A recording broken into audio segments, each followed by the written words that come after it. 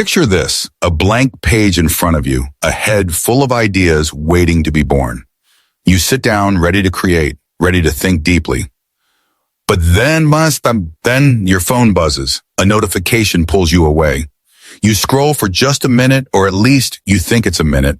When you look back, the spark is gone. The idea feels smaller. The clarity you had is clouded. And you tell yourself, maybe later. But later never comes, does it? Because every day we practice little habits that drain us without mercy. Habits that silence creativity before it can speak. Habits that cloud our minds until we can't see straight. The tragedy is, most of us don't even notice them happening. We call them normal. We call them responsible. But in reality, they are thieves stealing the best of our ideas, our focus, our potential. Today, I want to take you on a journey. We'll uncover the everyday habits that quietly kill creativity and mental clarity, the very habits that make you feel stuck and uninspired. And once you see them for what they are, you'll never look at your daily routines the same way again. Let me tell you about Daniel. When he was younger, his mind was a playground of ideas. He used to fill notebooks with sketches, stories, wild inventions that made no sense to anyone but him. Friends would say, "You're so creative," and he would smile, because ideas seemed to flow as naturally as breathing. But somewhere along the way, life got louder. Deadlines, responsibilities, endless notifications, all of them knocking on his door at once. Daniel still wanted to create, but each time he sat down, he felt a strange fog in his mind.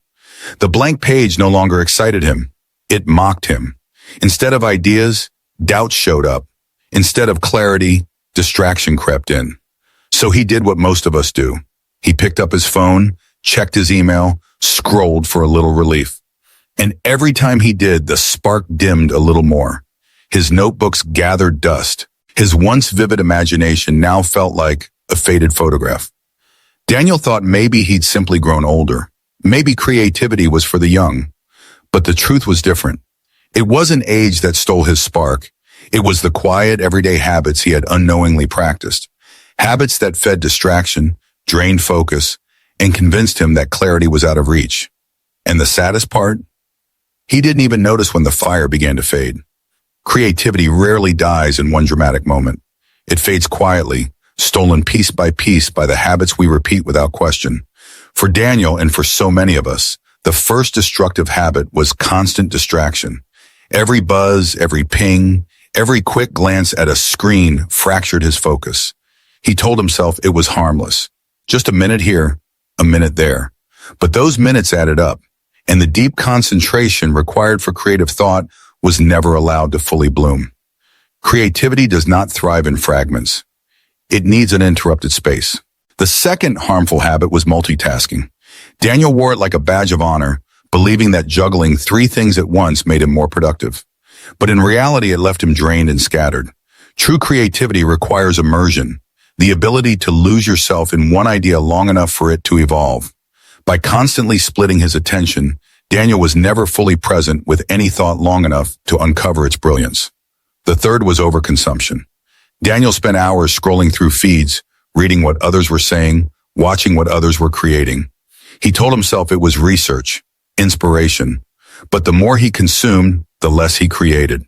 His mind became cluttered with the voices of others, leaving no room for his own. Instead of clarity, he carried noise. Instead of originality, he carried imitation.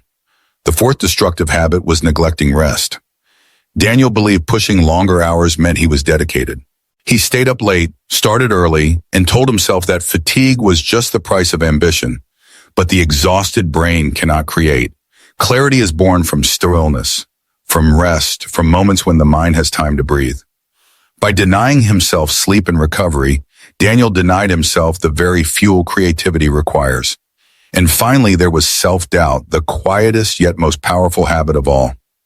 Every time an idea emerged, Daniel's first instinct was to question it. Was it good enough? Would anyone care? Instead of nurturing the spark, he smothered it with judgment before it had a chance to grow.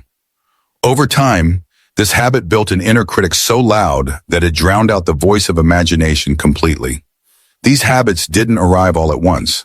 They grew slowly, disguised as productivity, responsibility, or staying informed. But together they created the perfect storm. Distraction that stole focus, multitasking that fractured presence, overconsumption that cluttered clarity, exhaustion that drained energy, and self-doubt that silenced ideas. One by one, they pushed Daniel further from the creative, clear-minded person he once was. And this is the reality for so many of us. Creativity is not lost because we are incapable.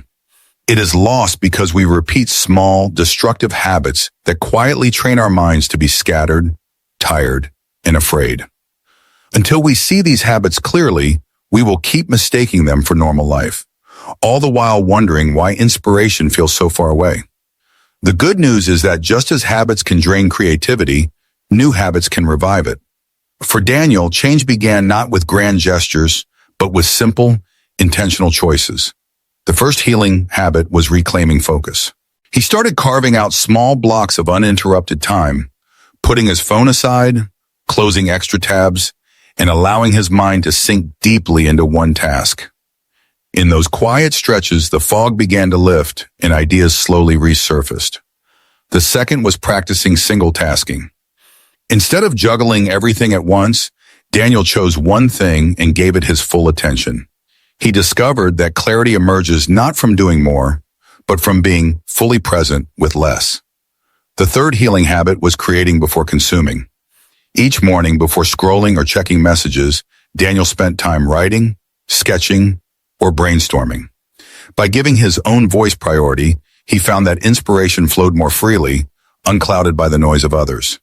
The fourth was honoring rest. Daniel began to see sleep, stillness, and breaks not as wasted time, but as fuel. With rest, his thoughts sharpened and his imagination returned. And finally, he learned to nurture ideas gently instead of tearing them apart too soon. By practicing self-compassion, he gave creativity room to grow. These new habits didn't transform Daniel overnight, but slowly they rebuilt the space where clarity and creativity could live again. Creativity doesn't vanish because we're not talented enough. It fades when we let habits of distraction, exhaustion, and doubt take its place. But the moment we choose differently, the moment we protect our focus, honor our rest, and trust our ideas, we invite creativity back into our lives. So tonight, take one small step. Put your phone aside for an hour. Write a single page. Sketch one thought. Or simply rest without guilt. These simple acts are seeds, and if you nurture them daily, they will grow into clarity, inspiration, and a renewed sense of possibility. If this message resonated with you, share it with someone who feels stuck, someone who has forgotten their spark. Because the truth is, creativity never dies. It only waits. And the choice to bring it back starts with the habits you practice today.